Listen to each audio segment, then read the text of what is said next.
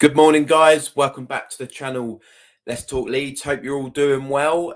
This morning we're just going to have a little look at Edouard Michut, who Fabrizio Romano said that we're very interested in yesterday. Obviously, he was on loan at Sunderland last season. I think he made 25 appearances. He struggled to get into the team at the start of the season, then sort of forced his way in. A few people have been talking about his stats. He only scored one goal. This is true. But he's still only a young lad, and there's quite a few teams interested in him. I read a little article about one of the reasons why he left. Didn't want to re-sign for Sunderland because they had a 2.5 million buy clause if they wanted to exercise it, but he didn't want to actually sign for them. So I found a little clip on YouTube of some of his game, which is quite interesting. And it'd be interesting to see how he would fit into a Farker system. So I'll play that in a minute. Before I do that, I'm just going to jump into his sofa score ratings from last season. So what have we got? So his heat map is here, very box to box. Look at that, it covers quite a lot of the pitch. It says that he can play attack midfield, centre midfield, or CDM. I wouldn't imagine he'd be used much in the CDM role in the Farker system, especially as we've just signed Ampadu and we've still got Adams and JB, etc. But yeah, he covers quite a lot of the pitch.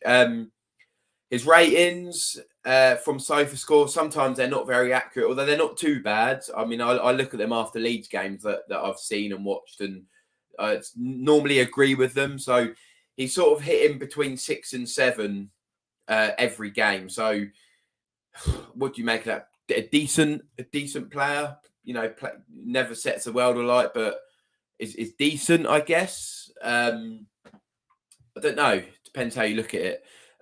Whether he would be, you know, a main starter for us or just a squad player. I guess if he's a squad player, then he might be a handy player to have around the place. Could Farker see him as his version of Buendia? I don't know. But yeah, I haven't.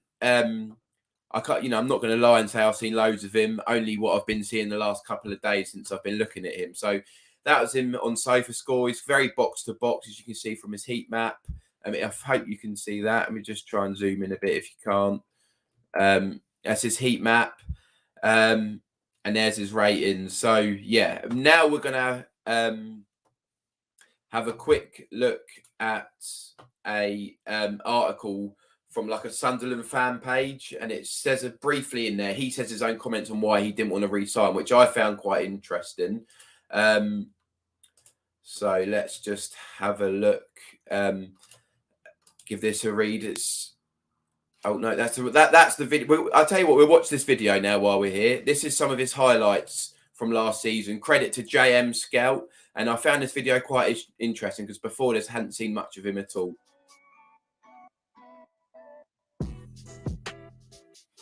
Some of it is from his time at PSG as well.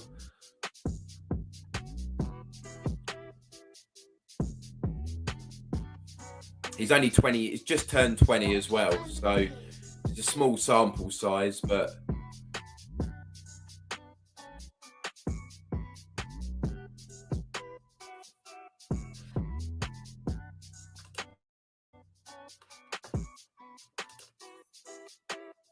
morning, Danny. Hope you're good, mate.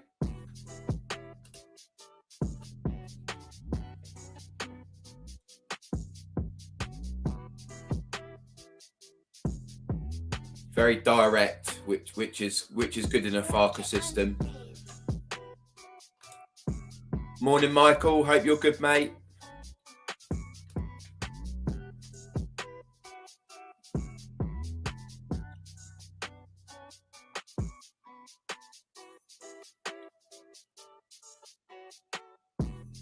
Very confident on the ball. Turns from defence into attack pretty quick, direct.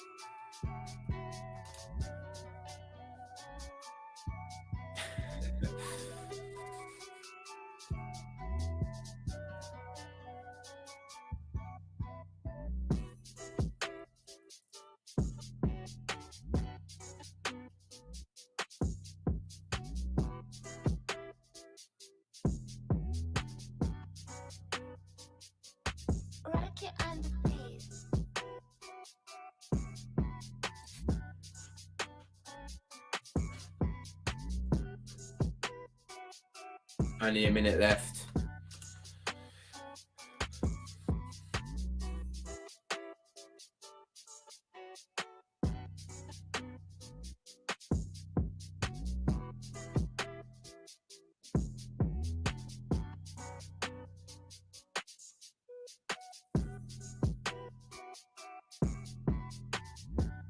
Decent.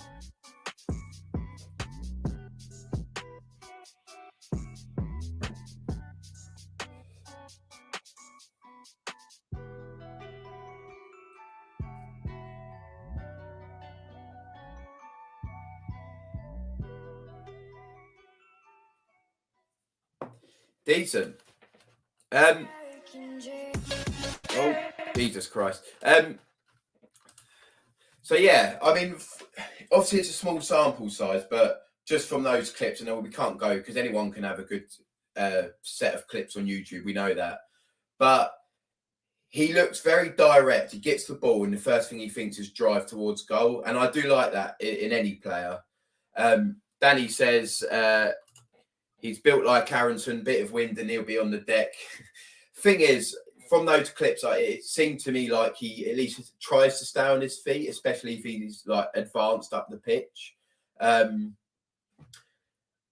Whereas Aronson, even if he's in a good position and it'd be better, more advantageous for him to stay on his feet, he fell to the deck. Whereas it looks like from those clips, if he's in and around goal, he'll stay on his feet. And if he's in his own half, then he will fall to the floor and win a free kick, which is fine. You know, you want that. Michael Brown says he looks neat and tidy on the ball.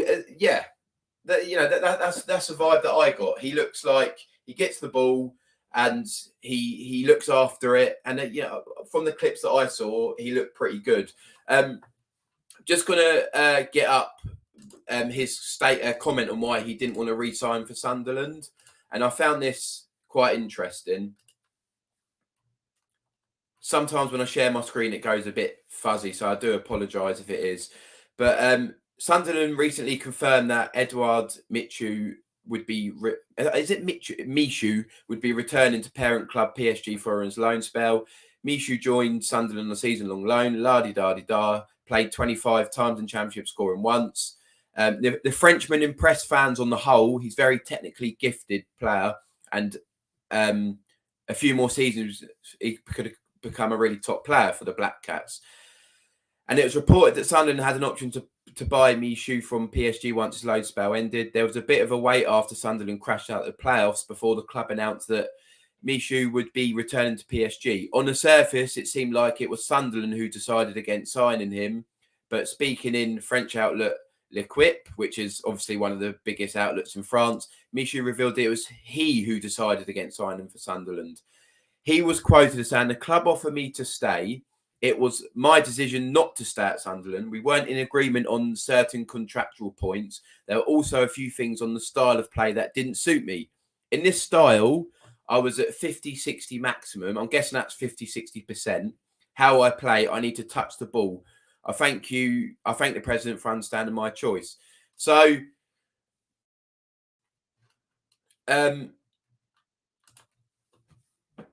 so there was a disagreement over the contract, which sounds like money to me. Obviously, this day and age, that's quite common. But he also wasn't happy about the way that they played, and he didn't feel like they were getting the best of his abilities because of the style of play, which I like. I like that. I like that honesty. So I'm not claiming he's the next Pablo Hernandez, but if the rumoured fee is right, 2.5 million, and on transfer market it says his valuation is 2 to 3 million, then he might be a decent squad player. Remember, guys, we need to thicken up our squad. We need to bolster the ranks. We need to have 16, 17 players who are decent at this level. We can't be relying on Sam Greenwood and Adam Forshaw.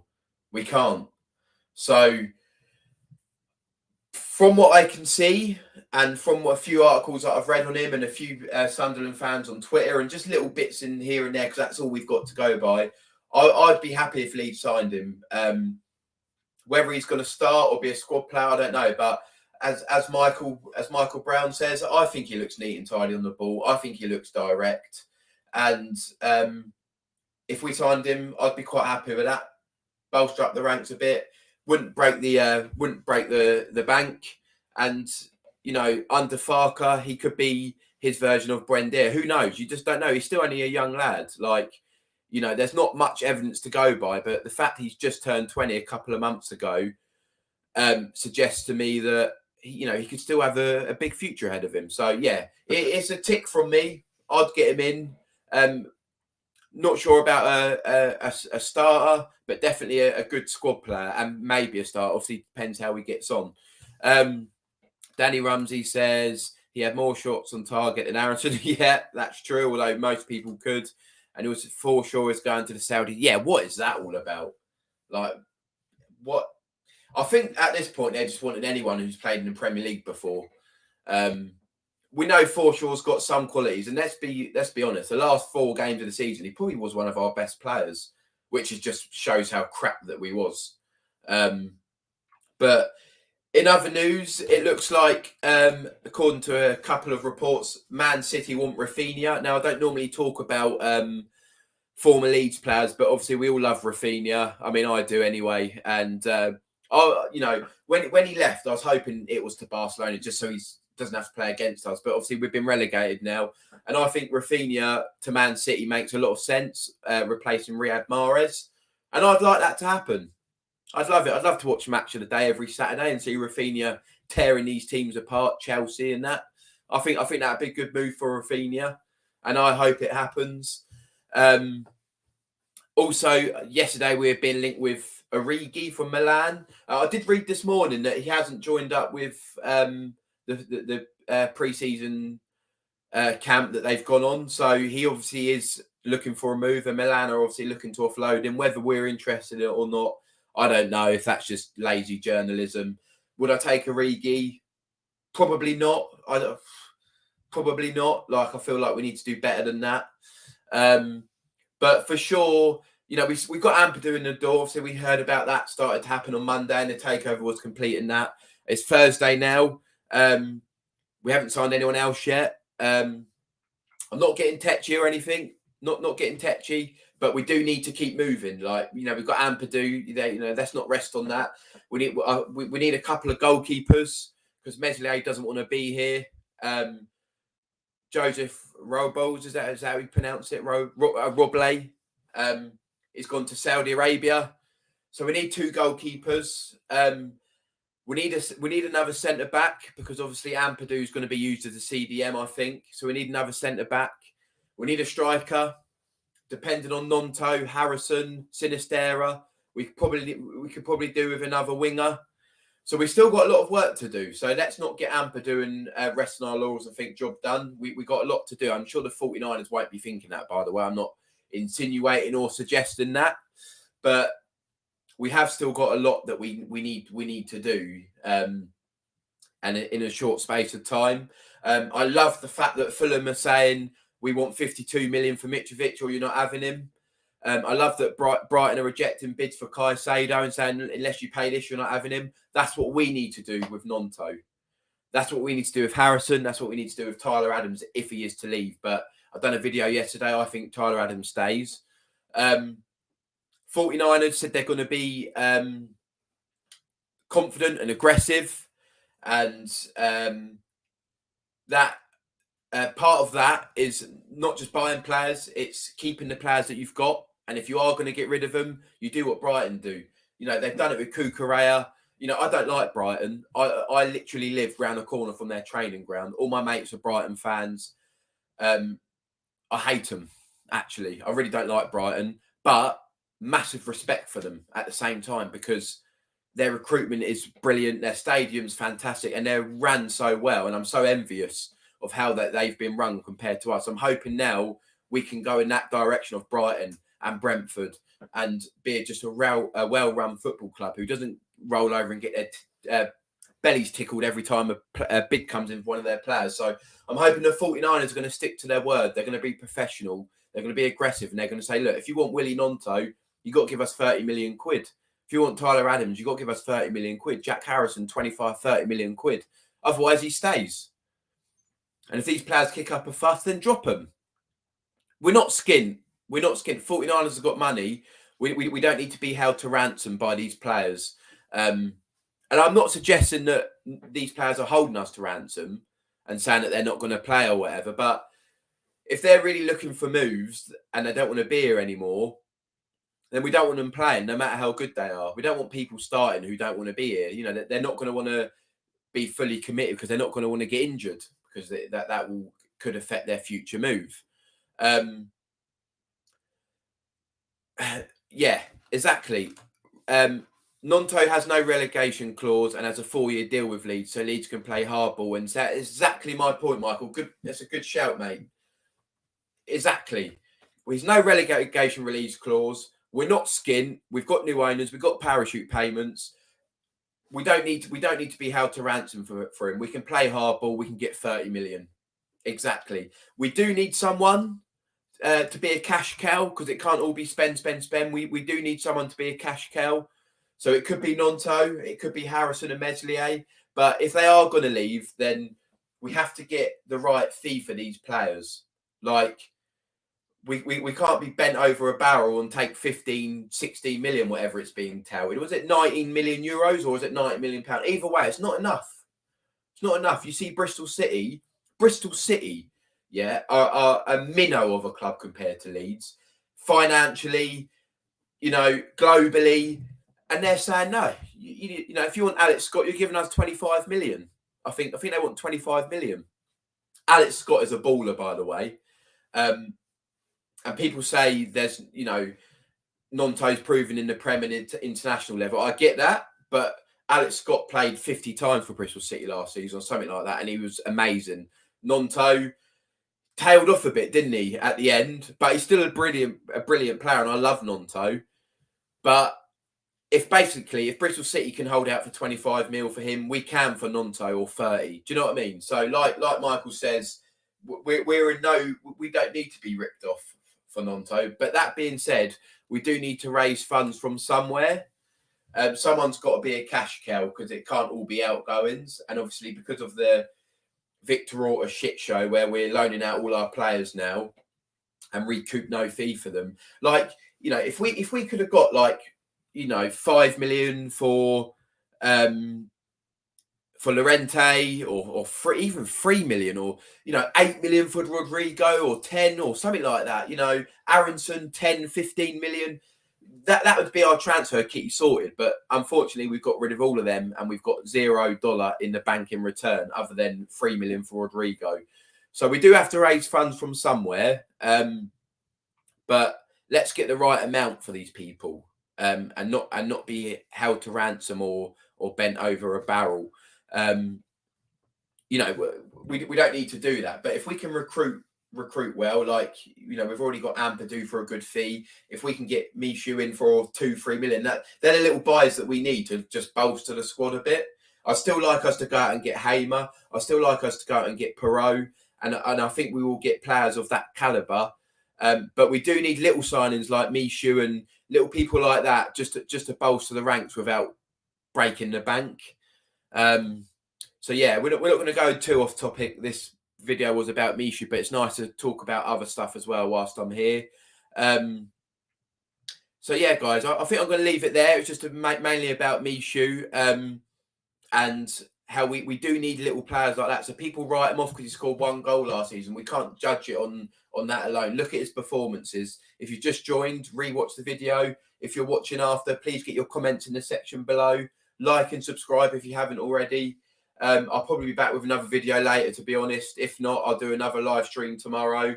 Just going to talk about stuff in general, and obviously reacting to daily news. I'm hoping we get a few players through the door. We sign Ampadu. As I said, let's not sit back and rest on that. We need to keep going. New season is how many days away now? 17 days till we play Cardiff. 40 days until the window shuts. So yeah, we still got a lot of work to do. And in my opinion, we still need 6 or 7 bodies through the door. Have a good day, guys. Please like, comment and subscribe, and I shall see you again soon.